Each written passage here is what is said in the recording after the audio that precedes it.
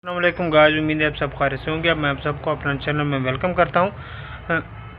हम complex analysis पढ़ रहे थे, एक्सरसाइज 1.4 तक पहुंच गए थे, जिसके पहला और दूसरा क्वेश्चन कर लिए थे। बाकी जो तीसरा चौथा क्वेश्चन है ये भी बिल्कुल सिमिलर है, और बाकी जो पाँचवा और छठा क्वेश्चन है ये सातवें के साथ सिमिलर है।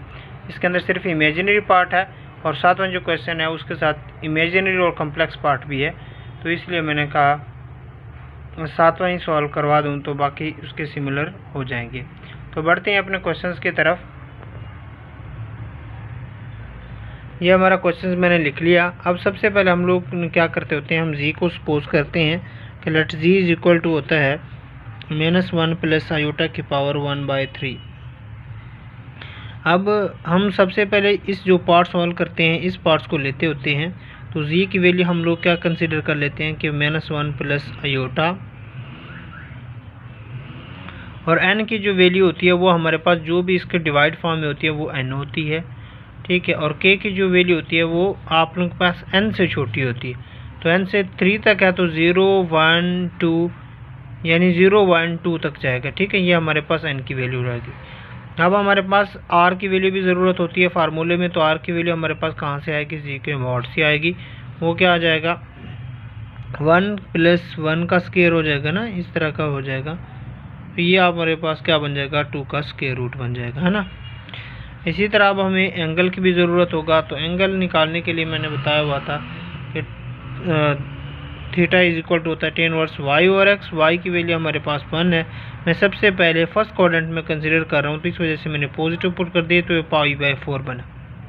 अब मैं देखता हूँ कि रियल पार्ट नेगेटिव है, इमेजिनरी पार्ट पॉजिटिव है, ठीक है। यानी x एक्सिस नेगेटिव है, y एक्सिस पॉजिटिव है, तो ये सेकंड क्वाड्रेंट में लाई करता है। अब सेकंड क्वाड्रेंट में एंगल हम कैसे निकालते हैं, -π/4 करके निकालते हैं।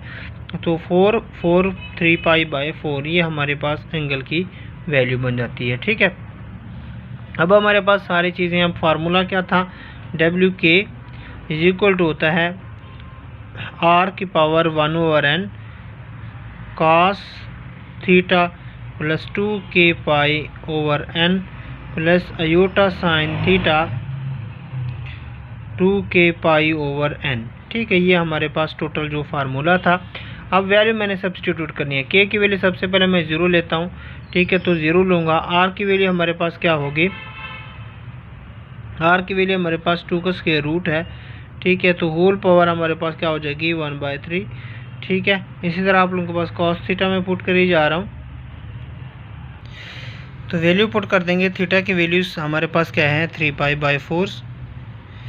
k की वैल्यू 0 की वजह से ये सारा 0 हो जाएगा। ओवर में आप लोगों के पास क्या है, n की वैल्यू हमारे पास 3 है, तो वो मैंने 3 लिख दिया, ठीक है। प्लस आयोटा साइन लिख दिया। अब थीटा की वैल्यू 3π/4 और k की 0 की वजह से बाकी सारा टर्म्स भी आप लोगों का 0 हो जाएगा, ओवर 3 बन जाएगा। अब थोड़ा सा मैं इसको सॉल्व करता हूँ। तो ये क्या हो जाएगा, 2 की पावर कुछ इस तरह का नहीं बन जाएगा, 1/3 ऑलरेडी खड़ा है, 1/2 इस तरह बन जाएगा। मैं 1/2, अब 1/2 की पावर है 1/3 भी साथ में आ जाएगा, ठीक है। इस तरह बन जाएगा ना। जब मैं इसको यहाँ पे सॉल्व करवा देता हूँ, देखें हमारे पास 2 का स्क्वायर रूट है, ठीक है। इसका होल पावर हमारे पास 1/3 है। अब मैं इसको 2 को लिख सकता हूँ, 2 की पावर 1/2 होल पावर 1/3। अब पावर आपस में क्या हो जाएगी, मल्टीप्लाई नहीं हो जाएगा, 1/6, ठीक है। तो यहाँ पे भी मैंने वही चीज़ लिखी है। अब ये 3π/4 है, तो मैं इसको लिख सकता हूँ cos 3π/4 3 12 हो जाएगा, 12 हो जाएगा।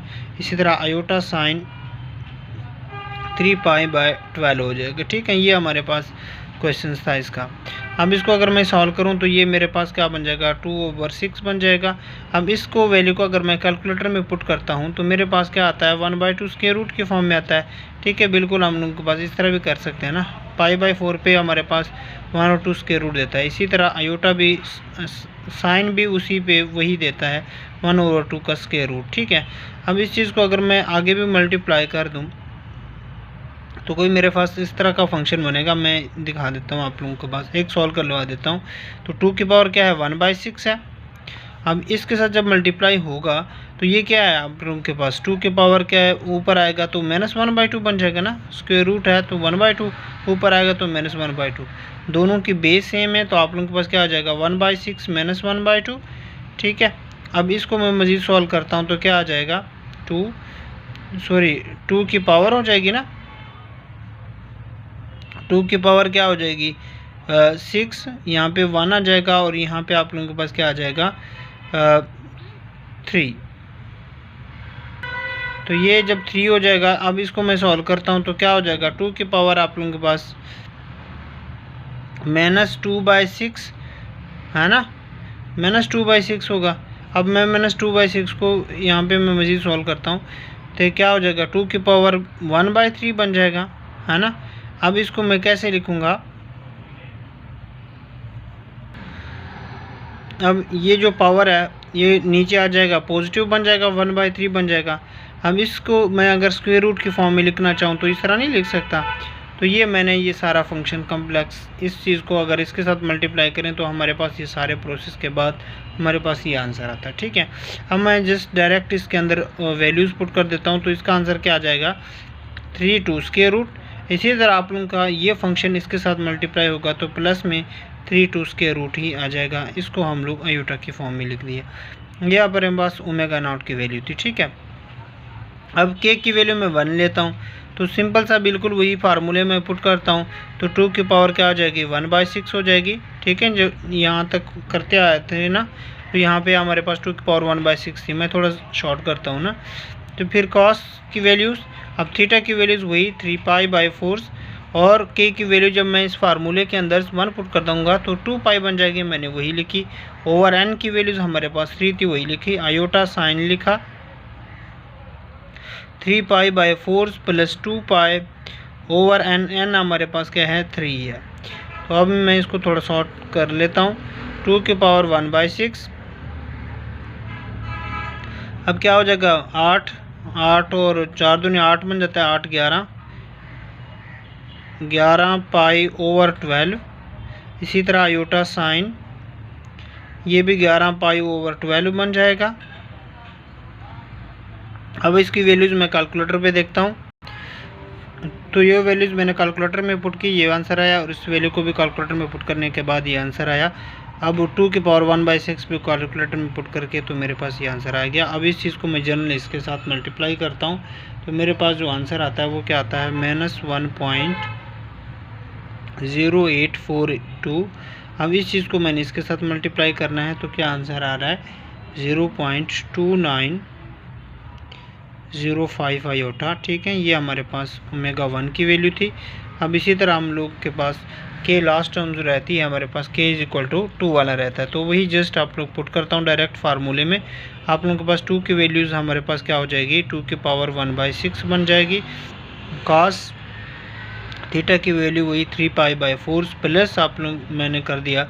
अब क्या हो जाएगा k की जगह पे आप लोगों के पास क्या आ जाएगा 2 आ जाएगा तो ये 4π हो जाएगा ओवर 3 बन जाएगा प्लस आयोटा साइन। ठीक है, वही 3π/4 हो जाएगा प्लस 4π हो जाएगा ओवर 3 हो जाएगा ना n की वैल्यू, तो ये बन जाएगा। अब 2 की पावर 1/6 की वैल्यू मैंने डायरेक्ट यहाँ पे लिखी हुई है तो मैं इसको लिख सकता हूँ 1.1224। ठीक है, अब इसको मैं सॉल्व करता हूँ तो cos की वैल्यू क्या हो जाएगी 16 19 ओवर 3 हो जाएगा प्लस आयोटा। ठीक है, वही 19π/3 बन जाएगा। अब इसको मैं सॉल्व करता हूँ, कैलकुलेटर में पुट करूँगा।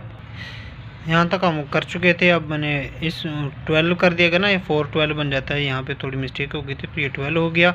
अब इसकी वैल्यू मैंने कैलकुलेटर में पुट की तो मेरे पास एक आंसर ये आया, साइन वाली वैल्यू पुट कर दिए तो ये आंसर आया। अब इस चीज़ को मैं जस्ट इसके साथ मल्टीप्लाई करूँगा तो मेरे पास जो आंसर आएगा वो कुछ इस फॉर्म में होगा 0.22905, और जब इस चीज़ को मल्टीप्लाई करूँगा तो -1.0842 आयोटा। अब बाकी एक ये हमारा क्वेश्चन सॉल्व हो गया था, 3 रूट्स तक था 0, 1 और 2 पे, तो हमने 3 रूट्स निकाल दिया, 2 भी निकाल दिया, 1 भी निकाल दिया, इस तरह y0 भी निकाल दिया। अब आप लोगों के पास इसको चेक करने इसको चेक आप करेंगे कि ये हमने रूट जो लिए थे वो गलत हैं या सही है। तो उसका चेक करने का तरीका ये था, मैंने कहा y0, y1 और y2 जितने भी रूट्स हमारे आंसर आए थे ना, ये वाले आंसर आ गया था, फिर ये वाला आंसर आ गया था, फिर ये वाला आंसर आ गया था, इसको कैलकुलेटर में पुट करना है, इसका आंसर 0 आना है। अगर 0 आ गया तो हमारा क्वेश्चन ठीक था, अदरवाइज़ कहीं ना कोई मिस्टेक होगी। उम्मीद है हमारी वीडियो आपको पसंद आ गई होगी। हमारे चैनल को सब्सक्राइब कीजिएगा और अपने दोस्तों के साथ शेयर कीजिएगा। मिलती हैं इस तरह की नई वीडियो में।